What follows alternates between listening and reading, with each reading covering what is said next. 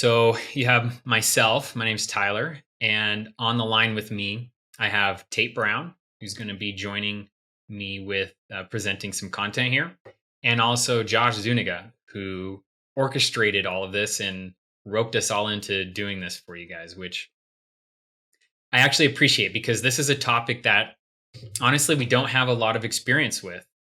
We have primarily been servicing our engineering customers, our SolidWorks users, and color, although it's been available for a few years now, color is important but not critically important to a lot of the engineering users we found. But more and more, these machines are being developed and designed and made for designers, people who really believe that color is critical to the success or failure of their product.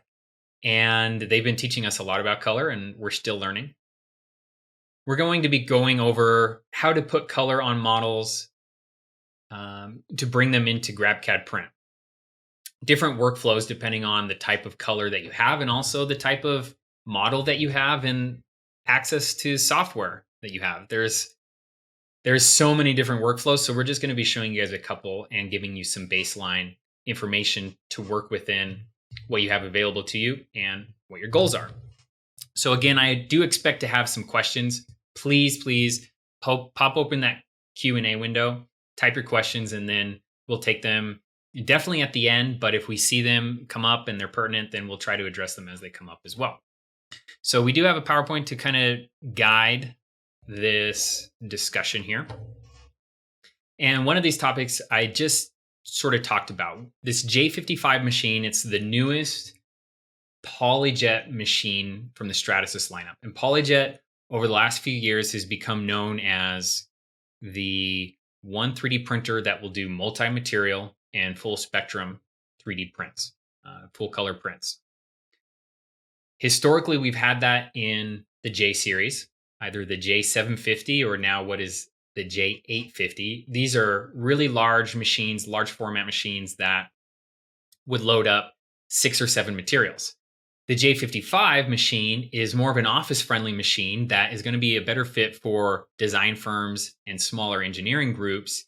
And it has essentially all the capabilities of the larger industrial machines, but stripped down just a tiny bit. So on the J55, we have 5 material bays that we can load in our resin materials.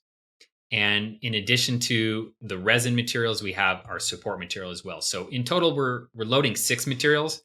5 of them are available to us for selection for our prints. Now, when we're talking about color, of course, you're probably going to prioritize color resins. So what we primarily see being loaded up on the J55 right now is what's called our Vero Vivid Cyan, our Vero Vivid Yellow, our Vero Vivid Magenta. So we have our cyan, yellow, magenta to give us the baseline color spectrums, and then a Vero Pure White. And then on that 5th slot, we kind of have a choice. We will see either a clear material or a black material. The clear material opens up the door for us to print not only color, but add an alpha channel to our colors. So transparencies to our colors, either from completely translucent to a tinted color, and at a slight cost to color accuracy or the gamut of our color spectrum. Or we can add a black, and that gives us a full cyan, yellow, magenta, white, and black, and that's going to open up the color gamut to over 600,000 different colors. So here at GoEngineer in our offices, we tend to prioritize clear, but because we've noticed that even when we don't have black loaded up on the machine, we still get very, very good blacks, deep blacks. Now, Stratasys has put a lot of time and effort and cost into going through the Pantone validation process. Pantone, they say it's the language of color. And the more I work with designers, the more I realize how important communication of color is. How do we accurately and precisely communicate colors to vendors and to different groups within our organization? And that language is through Pantones, we've learned. The J55, as well as the other J series machines, are Pantone validated. And Tate is going to show you how that works inside the GrabCAD Print slicing software. This is going to give additional precision and reliability and consistency to the colors. All three of those are really important when we're talking about colors as a tool rather than colors as a novelty. And then lastly here, the GrabCAD Print team, which is it's an arm of Stratasys. The GrabCAD Print team has put a lot of recent efforts into expanding the number of files that can be imported into GrabCAD Print, and also within those files, what is being brought over. Now, they are working the best they can to do it, and it's a two-way street. So we have to have good files coming out of our software, and we have to have the ability to read in the good files. And for that reason, we actually have kind of four main file formats we work with when it comes to color. We have native file formats, which would be something like a SolidWorks file, SLD PRT file, or an SLD ASM file, native CAD files. Once we go outside native files, then we get into more generic files. So 3MF would be the preferred non-native file. 3MF is the newest file that we've been working with that was specifically designed a few years back to work with additively manufactured parts. And it's a great carrier for not only geometry data, but also color and transparency data. The second file in my order of preference is the VRML file, the VRML file, or the actual file extension would be .wrl. The VRML file was brand new to me. This was the original color file that Stratasys was working with, and to this day, it's still available as an export for a lot of different tools, and it carries over very high quality color data. And then last is probably a more recognizable file format to many of you. It's the OBJ file. And this is also a good quality color file that brings over an adequate amount of data, but is able to be exported from a wide variety of software. So we're going to be covering a little bit of each of these. They all kind of have their differences, and it's important to know that GrabCAD Print can import a lot of different files. And so if you're getting a result that you don't quite expect upon import, there's a good chance that maybe a different file format is going to give you what you want. All right, so starting with those native files. Native files tend to come from a group of softwares that we're more comfortable with our engineering backgrounds, and these are our engineering CAD tools. So GrabCAD Print can open up native SolidWorks part and assembly files, Inventor part and assembly files. It can open up native NX unit graphics files and Solid Edge files, CATIA, and also PTC Creo files. These are all native files. Now, the amount of information coming out, usable information that's coming out of any one of these files may be different. I don't have firsthand experience with pulling color data from all of these native files, but I do have pretty extensive experience using SolidWorks native files. And this is a perfect example of where this two-way street has been approved upon by both SolidWorks and GrabCAD Print, because over the last year or so, we've seen a different amount of information being imported and exported from native CAD files. So I'm going to jump into SolidWorks here. I'm going to cover a little bit about how we might go about applying different types of colors in a SolidWorks file.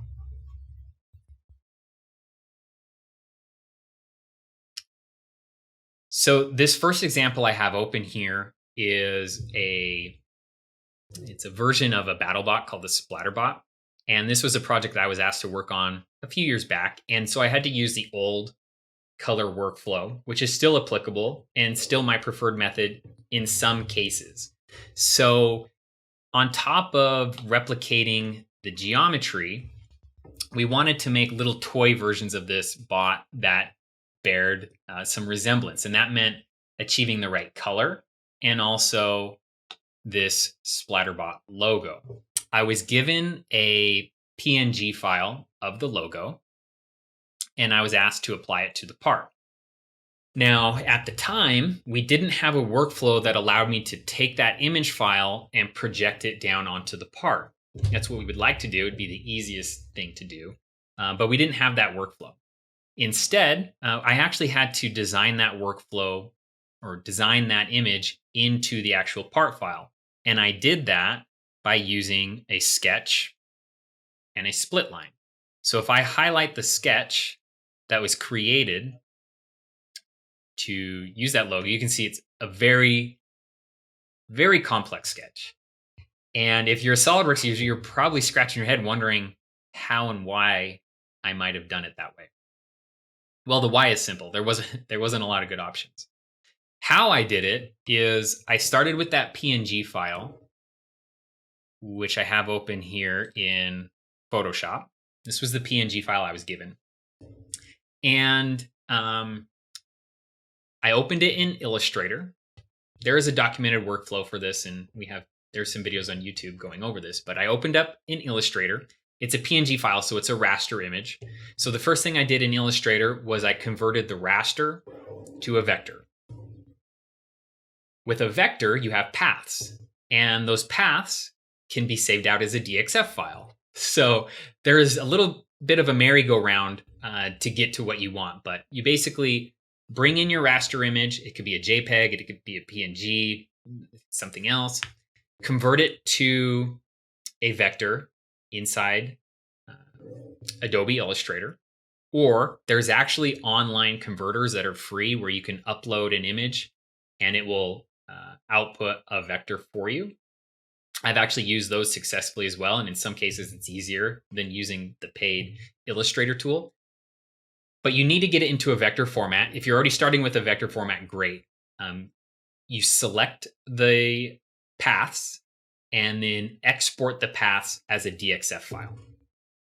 So I'm not going to show you this because we have tons of content to cover, but this is well documented and we can help you find some resources to do this. Once you have a DXF file, then you open up the DXF in SolidWorks as a SolidWorks sketch. Copy and paste it into your part file. And now you have a sketch for your for your split line. One thing that you might do when you're working with sketches like this is convert them to blocks. I'm honestly not sure if I had done this. If I edit this sketch, you can see that we don't have those typical blue lines that you would see in a SolidWorks sketch. They're gray. That's because I converted it to a block. This is something that is really useful broadly inside SolidWorks when you're dealing with complex sketches.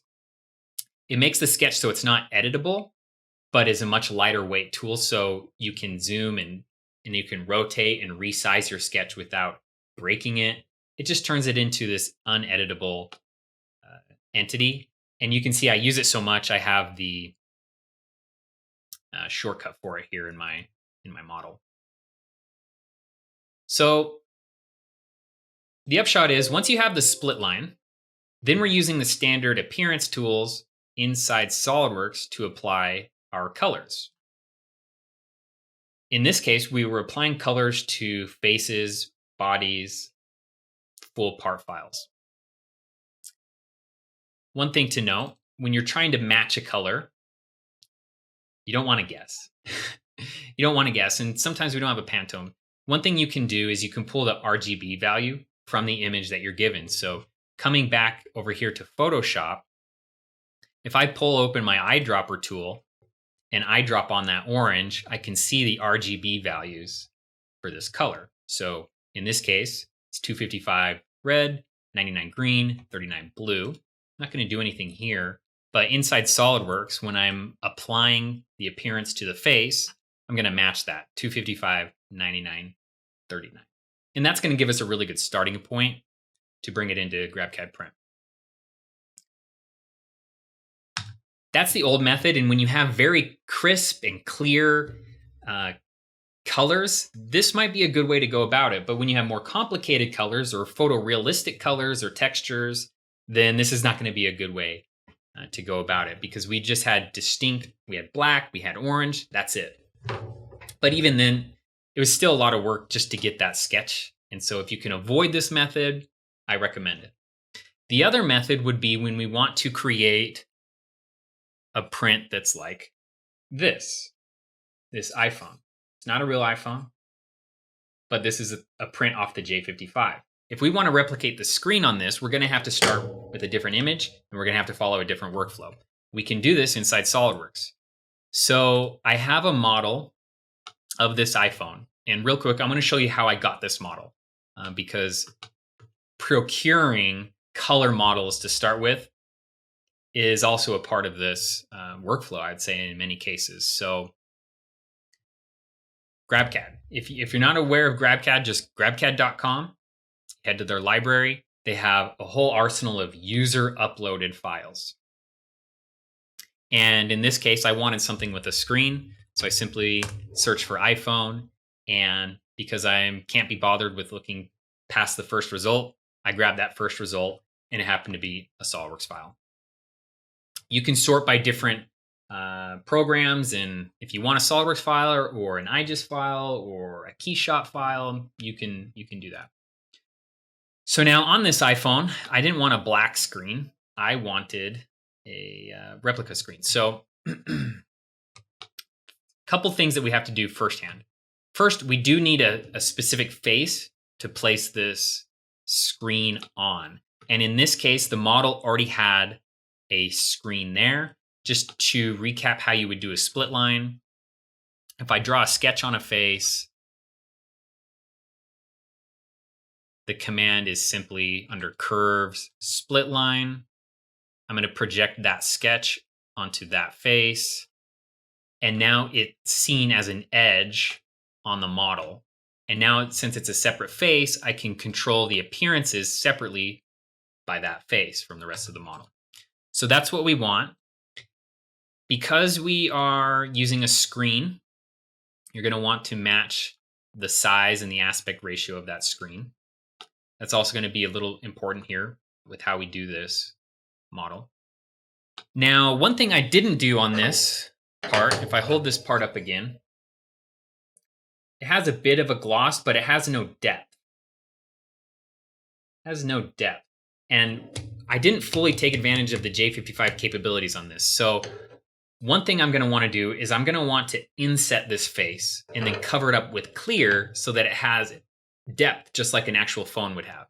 So I'm going to modify this model just a little bit. We're going to sketch on this face, and we're going to cut down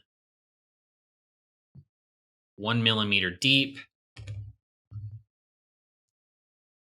So now I've inset that face, and this face is where I'm going to apply the appearance. But before I do that, I'm going to add a glass body here. So I'm going to sketch again on this face.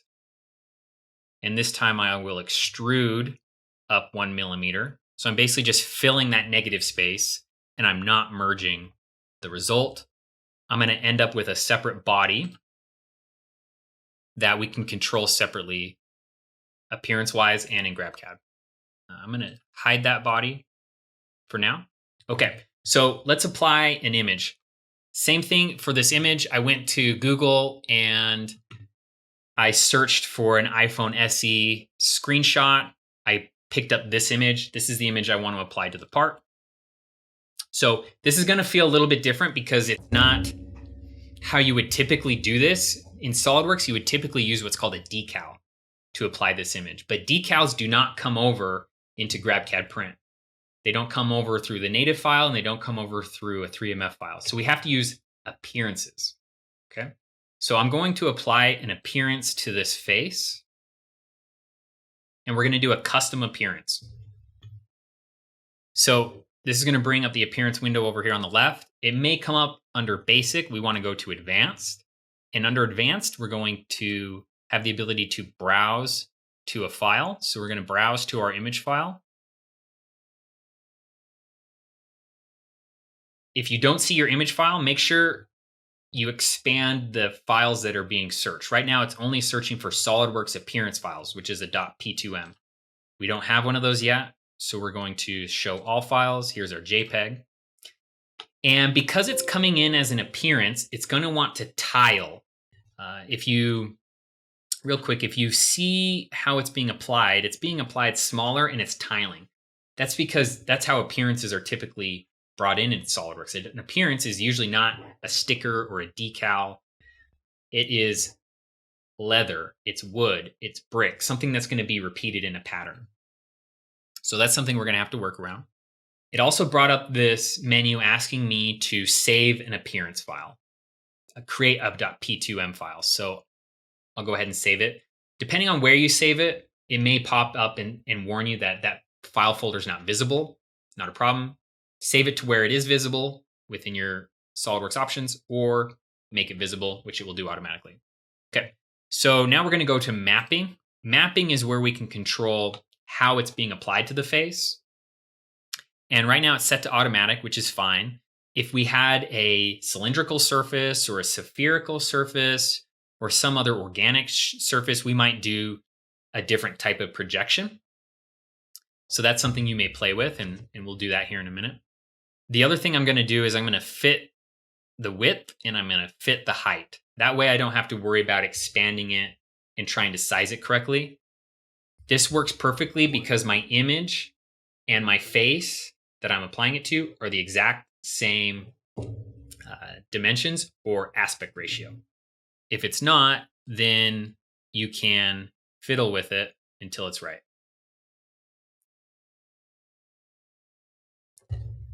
That's all there is to it. Now, a more typical appearance that you might be applying is something like granite, marble, slate, something like that. So if we want something fancy on our iPhone, we could take one of these built-in appearances and apply it that way. So I'm going to go ahead and add this slate appearance to more faces on the model, just to make sure that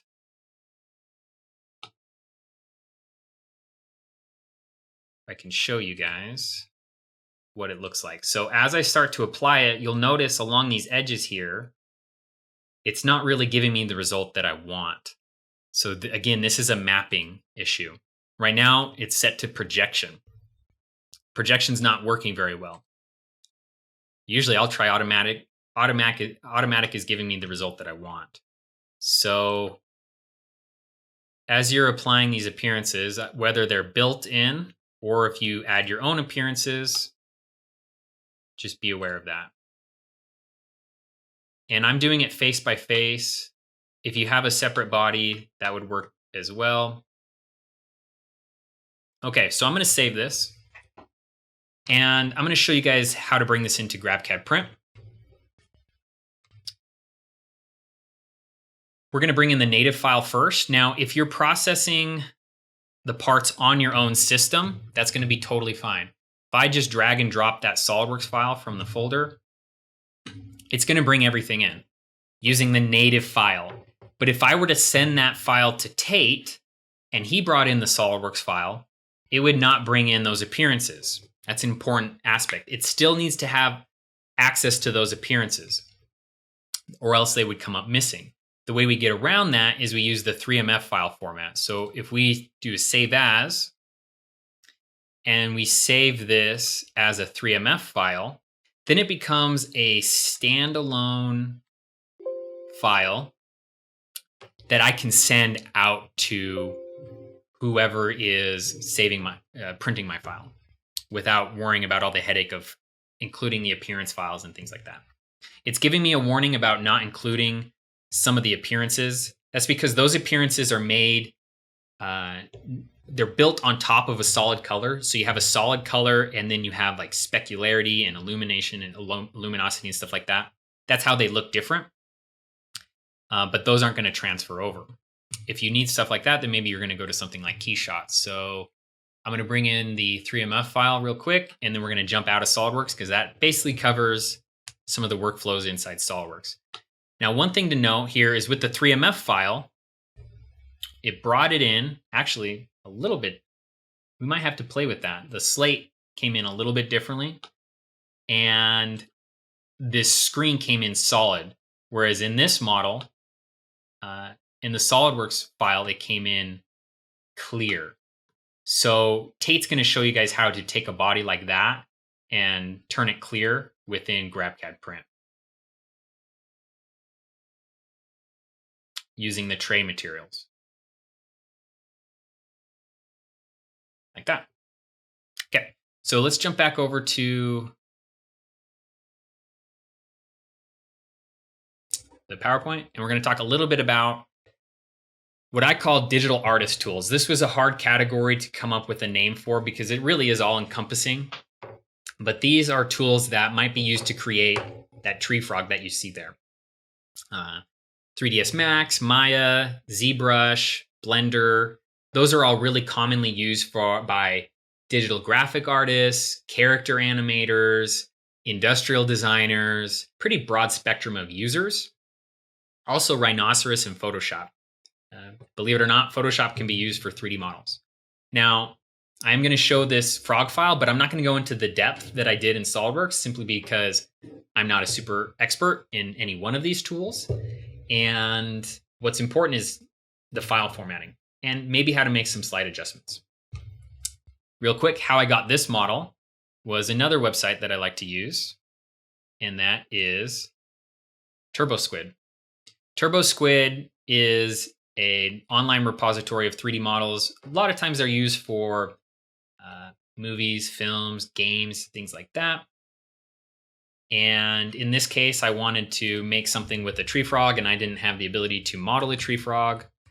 So I simply searched for one, and I found an option that I think cost 99 bucks.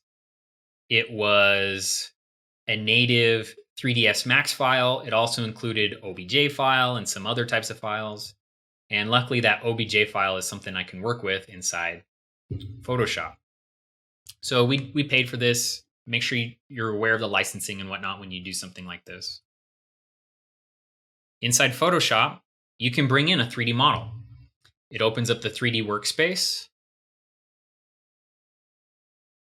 And inside programs like these, Photoshop, 3ds Max, Maya, a lot of times you're going to be either painting digitally on the 3D model, or you might be accessing the UV maps, which are 2D, and working in the UV maps. Either one, it's up to you, and it kind of depends on what you're comfortable with, and again, the workflow and whatnot.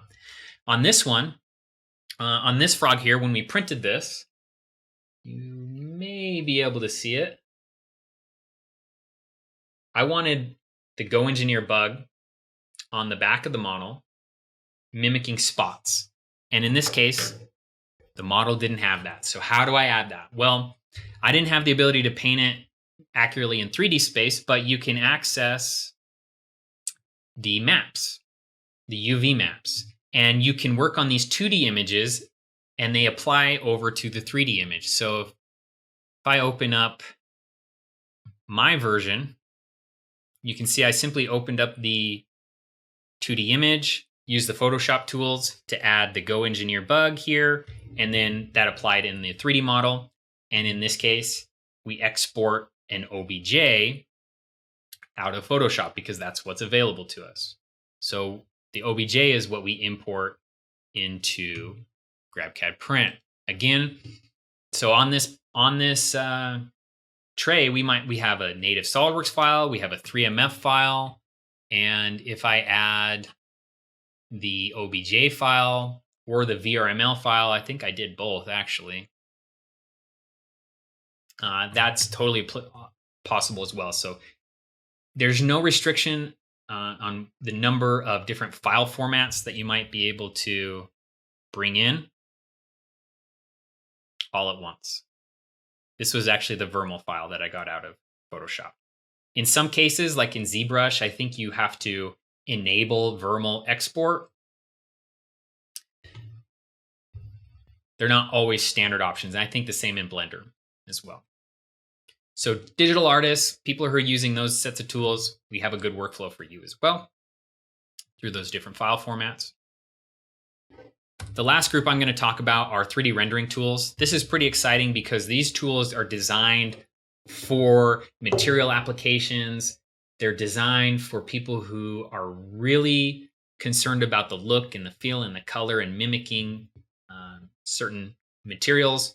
And the fact that we can pull files out of these and bring them into GrabCAD Print is awesome. Far and away, my recommendation is KeyShot.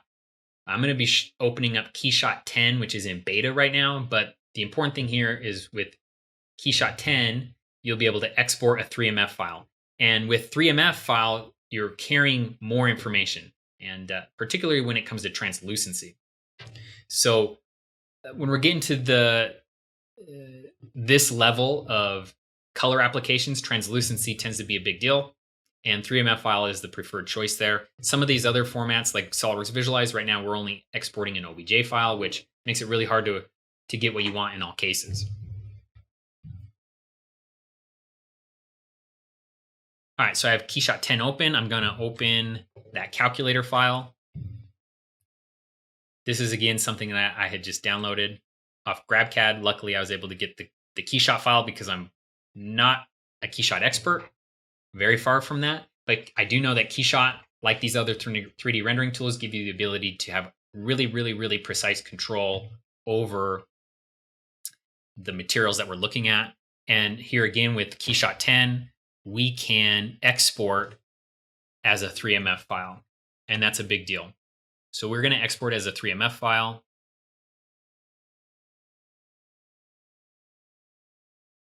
On the DPI, I'm going to choose 300 DPI. That's the DPI of the print head on the J55. And I'm going to drop this in real quick and then pass it over to Tate, who's been patiently waiting. And he told me it was going to take me 30 minutes. I told him it wouldn't. And we're both wrong because it took me over 30 minutes. So, all right. So I'm going to close KeyShot because it's pretty processor hungry. Quickly jump into GrabCAD Print, and I'm going to grab that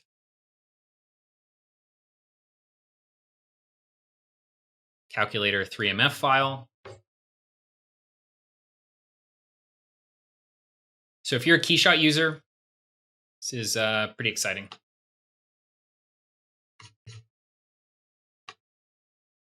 All right, so I was a little confused there. I couldn't tell where it went, but GrabCAD Print allows us to have more than one tray at a time, and because the model didn't fit on this tray, it kicked it over to the next tray. And there's my 3MF file. So in this one batch of parts, I have a SolidWorks native file, I have a 3MF file, and I have a Vermal file. Pretty cool. All right, I'm going to pass this on to Tate. All right, that's pretty hardcore stuff. That's pretty advanced. Now we are going to jump into GrabCAD Print, and I'm going to show you some of the stuff that we can do within GrabCAD Print, and just basically how we take those kind of advanced models as well as work with some simpler ones. I'm going to jump into GrabCAD Print right now. All right. So one of the things that's nice about GrabCAD Print is it's very user-friendly. Even though you may be working with any one of those software packages Tyler was talking about, or multiple, GrabCAD Print's kind of the place where it all comes together and it's simplified. So one thing I want to do really quick is just kind of show the simplicity. We got kind of complex there. This is a model that we had just the other day, and with the gentleman's permission, we're able to use this. And this is just a small model train part. The customer wanted to essentially color the top half of this white and the bottom half brown so that it looked similar. Let me hurry and I wish I could just share the whole screen, but this image here is what he was after. What he really wanted to see is how good we were at color transitions. So it was very simple. He just asked that it didn't have to be color matched, just that we did a white and brown. So I'm going to jump back into SolidWorks real quick and just show kind of the methodology if you're just trying to apply colors in a different method other than what Tyler has already shown. With this particular part, we like to work with bodies. So in this case, I added a plane and then I split those bodies. And I'm actually going to show them now. So you can see, even though it's one solid part, and you can do this within any CAD software, this isn't just a SolidWorks thing, just make a multi-body part. So as you can see, I've applied colors. Tyler's already gone through that, so I'm not going to overlap. But I've applied a white and a brown, just a generic, very generic color. And that model is extremely easy to bring over into GrabCAD Print. So I'm going to do that right now. And Tyler's already shown you how those come in. But I'm going to find it in a different way. Here we go. Tyler did the simpler method by dragging and dropping. I did it the old man way. All right, so you can see this is actually a pretty tiny part, and that's why he was so concerned with the color transition and being able to see what we can actually do here. So when I go to the tray settings, what I always like to do is pull up the parts or the materials that I have loaded. So this is where you're going to see that. You have the ability to change your base materials. If you're not familiar with these PolyJet systems, they work very similarly to an inkjet style printer that you would print, color on paper with. We're just building in that third dimension. So we're building with just base colors. We're mixing those digitally to create these other colors. So here's where I can get more intense. I can print this just as is, or I can come over here to the model settings, excuse me, and I can select how I want to apply colors. So I can come here to the color picker, and I can find a color just by eyeball. This is not recommended, but it will work in a pinch. The reason it's not recommended is because if I tell Tyler to print this thing and just tell him to choose a red, his perception of red is different than mine. Not only that, his screen, his monitor, it's going to produce a different red than what my monitor produces. So even if Tyler and I had the exact same perception of color, it's still going to be different based on our monitors. So that's why the Pantone validation is so important with this. It's what we recommend. Designers love it. Obviously, Tyler already mentioned it's the universal language of color. And essentially, we're just giving part numbers to colors. You can do it through Pantone. You can do it with RGB or hex colors or hex numbers. And those can be typed in here very simply. And boom. One neat thing about GrabCAD Print is it will tell you how close we're going to get to printing that particular Pantone color prior to even printing it. So you can see kind of these half moons are going to tell you that we're going to produce a pretty good match, but it's not going to be perfect.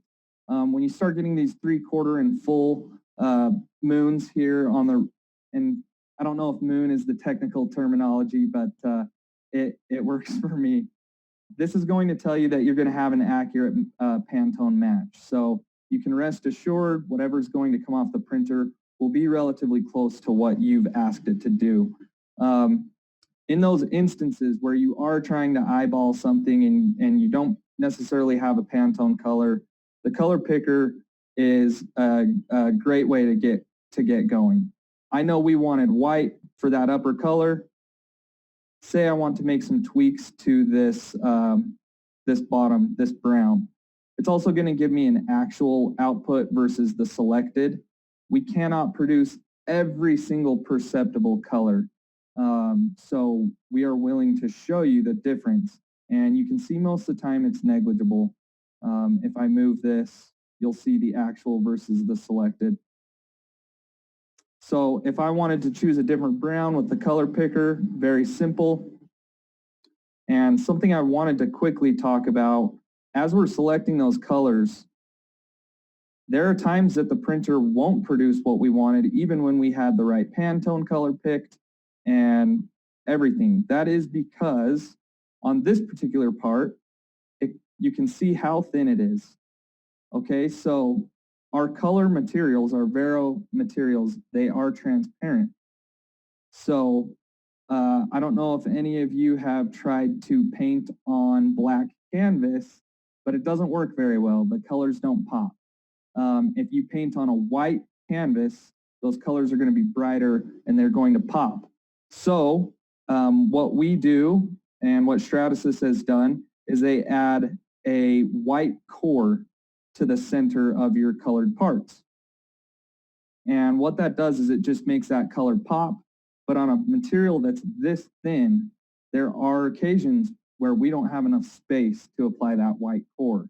So there are times that you may need to troubleshoot on a material like this. The difference may be negligible, and I just wanted to be as transparent as possible about that. Tyler, feel free to chime in if I'm missing anything or if you want to steer me in a particular direction. And again, everyone that's on the chat, feel free to chime in as well to guide the rest of this webinar. So again, the reason I split this body, I didn't talk about that, but it's because GrabCAD Print wants to apply color. In this particular case, we had color already applied in SolidWorks. If a customer, say, sent us this same model without the color applied, but they did happen to send it as a multi-body part, that's fantastic. It doesn't always happen that way.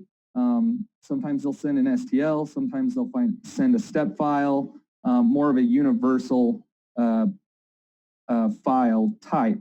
In that case, we have to go do the work, split the bodies. The reason we split the bodies is because you can see in this particular part, there's no perceptible difference between this portion and that portion. If it were splitting along one of these body lines that you can see, GrabCAD Print can apply color to faces. But again, the easiest way is to apply it to a body, and you can see those bodies here. Let me hurry and pull up. I'm working with a multi-monitor setup here. So as you're pulling that up, I have a couple things to add. Perfect. So depending on how you're applying the color and your file format, you're going to want to target different part thicknesses. If you're using a Vermal file, you can get away with something as low as 1 millimeter thick. If you're using more like a native file or a 3MF file, you're going to want something that's at least 3 millimeters thick in order to reproduce more accurate colors. That's going to give you a 1 millimeter skin of color and 1 millimeter core of white. If you are using the Pantone selection, note that the Pantone validation is only good for parts that are at least 6 millimeters thick. So that's going to give you more white core. So in this case, if we're using Pantone to select the colors, that's fine, but note that it's probably going to be a little bit different. So you're going to want to print multiple parts. If the color is truly important, you're going to want to print multiple parts and then compare them against a Pantone print that's maybe a 6 millimeter square cube and use that as a match. Yeah, and I actually put together this slide really quickly. It goes right along line with that. These swatches, for example, are you seeing this material swatch? So it's showing the difference between using different cores. We use a clear core in this bottom swatch, and we use the same material, meaning just the Vero color mix without the white core. And you can see there's a significant perceptible difference between the variance in thickness.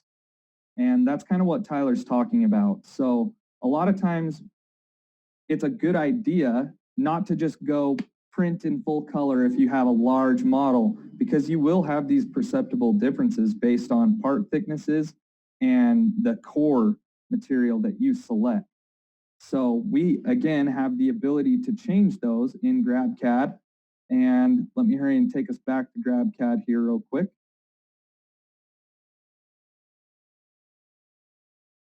So particularly with transparency, you're going to see a very markedly different appearance as Yeah, you apply transparency through that slider.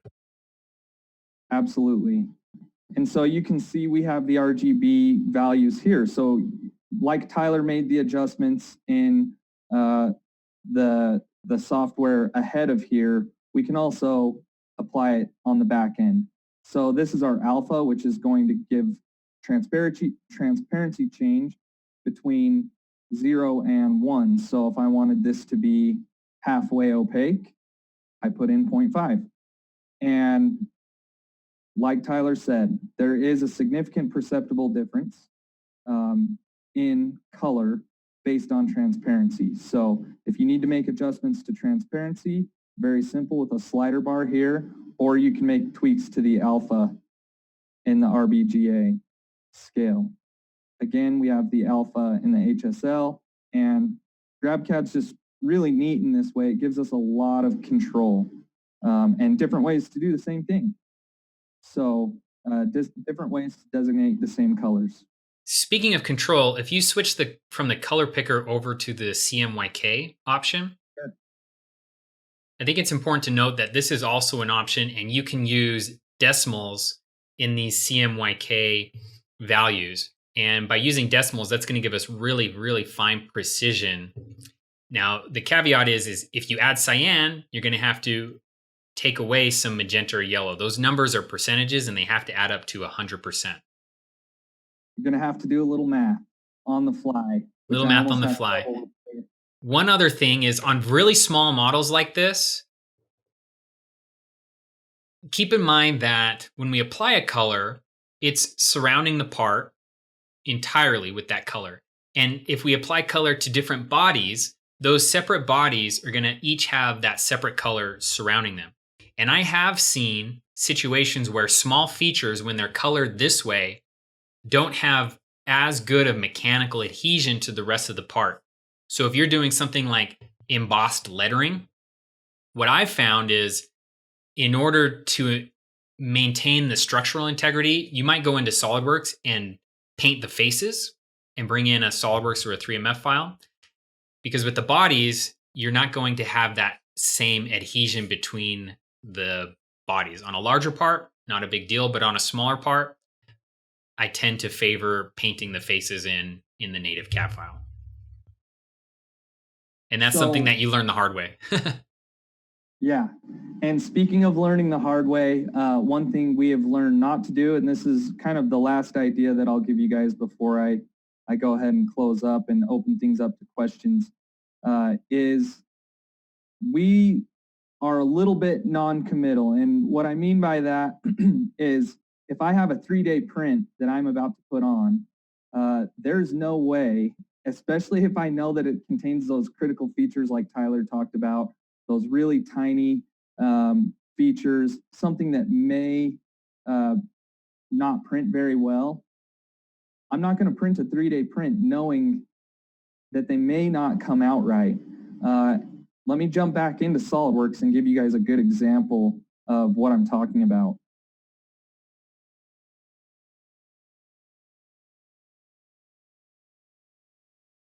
So I know that yellow background is a little bit annoying. Bear with me. So this is a large speaker with some very, very vivid colors. And you can imagine we may not be able to nail every one of those colors on the first try. This is a large scale product. So on the J55, I'm going to go ahead and delete this out of here. I can tell you now, I'll save you the time of me having to actually load the part up here because I've got a ton of programs running on this computer. But it takes up a whole leg of this J55, and it is over a 3-day print.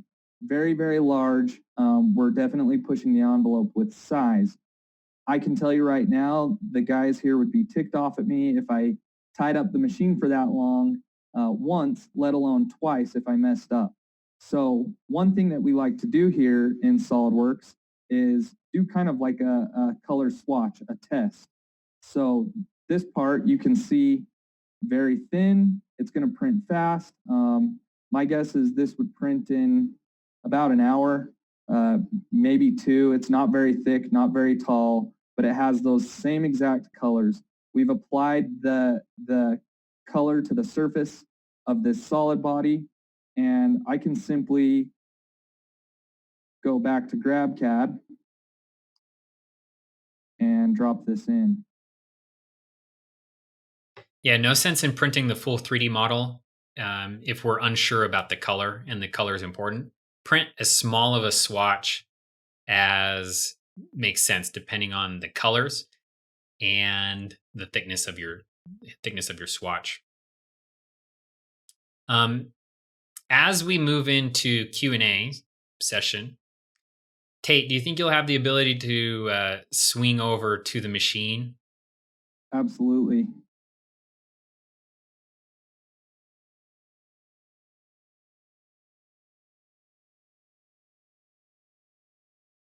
And then one of the cool parts about GrabCAD, print,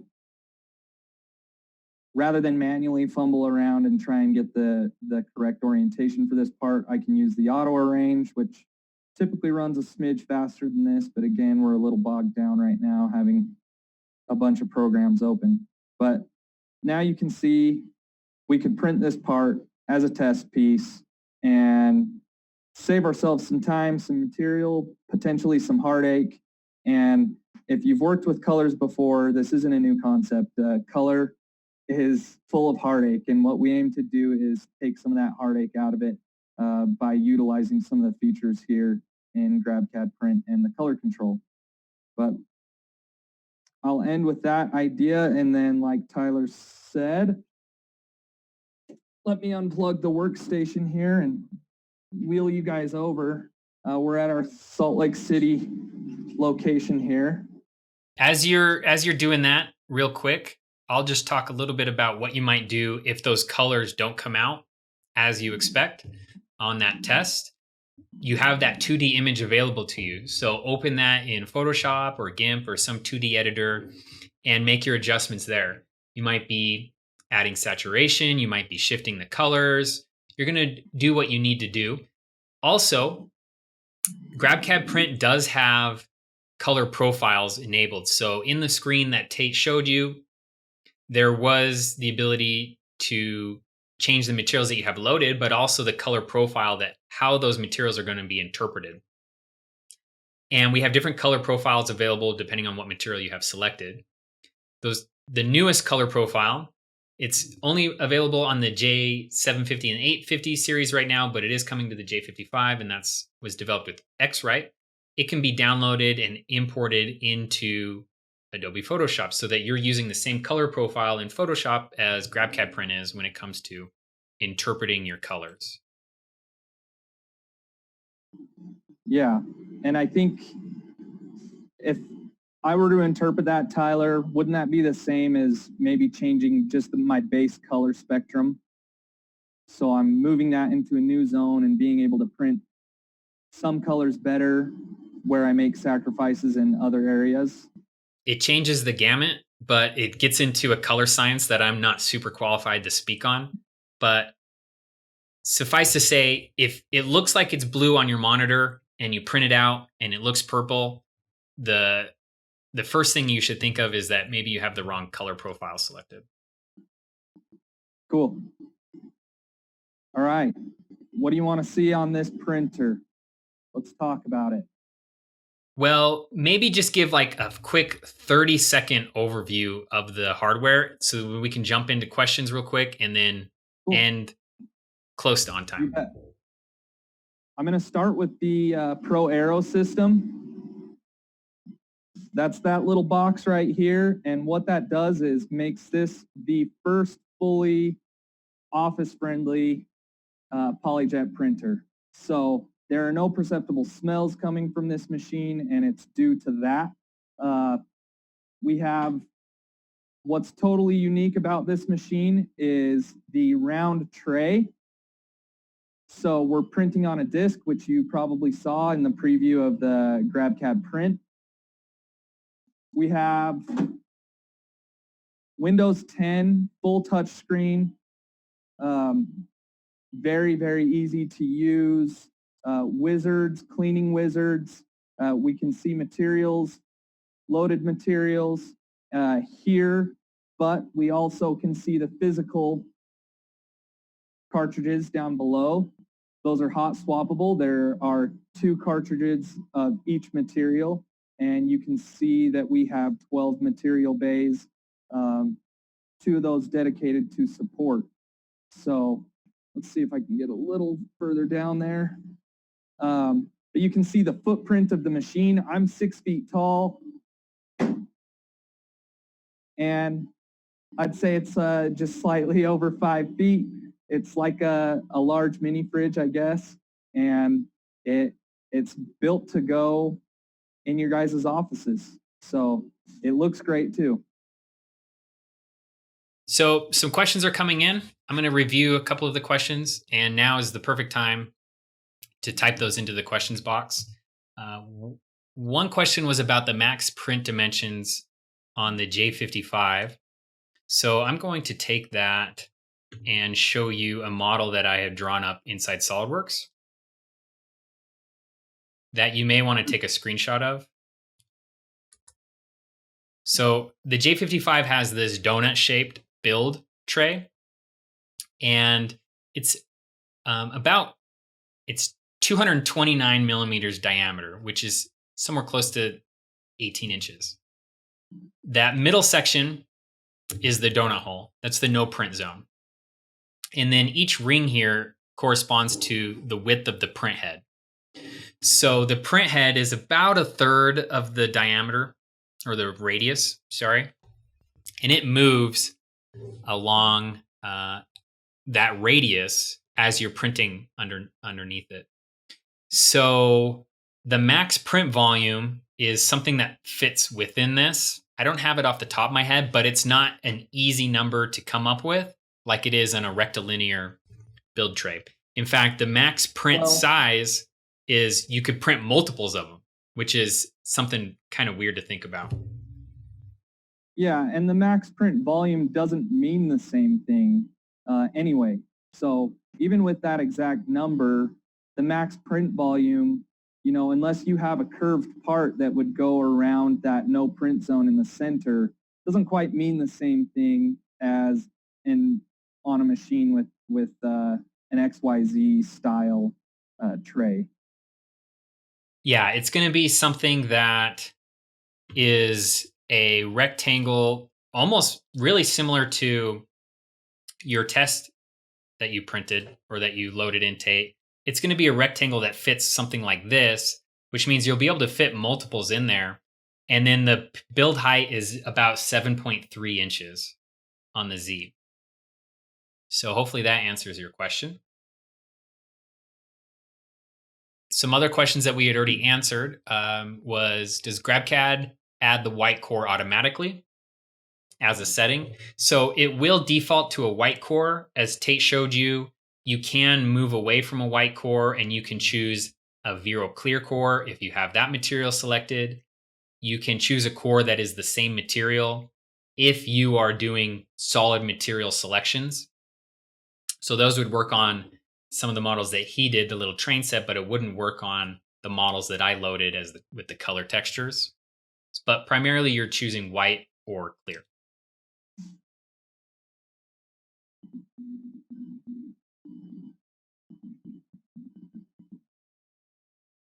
Jumping in, there was another question about the prices of the material being similar to the Object 30 Pro. I'll grab that. They are actually fairly similar to the current Object Desktop pricing. You're probably familiar with a roughly 36 cents per gram for model, 12.5 cents per gram for support. And you will see that same type of pricing on this system, albeit in different canister volumes. I do want to make reference, though, that the J55 also utilizes Stratasys' new draft gray material, which is actually a cheaper material, single color, that actually is roughly the same price of the support material at around 12.5 cents per gram. So that is where you can realize some price savings over the current Object 30 Pros or Object 30 desktop systems. Good deal. Now, I do recommend checking out that website that you guys see on the screen right now. Stratasys has a landing page specifically going over color. This is where you can download that X-Rite color profile that I mentioned, and you'll also be able to find a lot more information diving into the color science and things that go above my head. If you get anything from this session, it's that there is no one color workflow. We have a few file formats that we can import.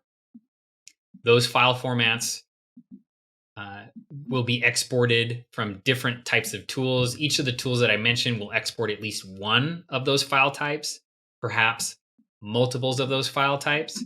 And you may see a slight difference in performance between those file types. I mean, we saw it here. The 3MF file coming out of SolidWorks was a little bit different than the native file, and the 3MF file coming out of Keyshot was right on.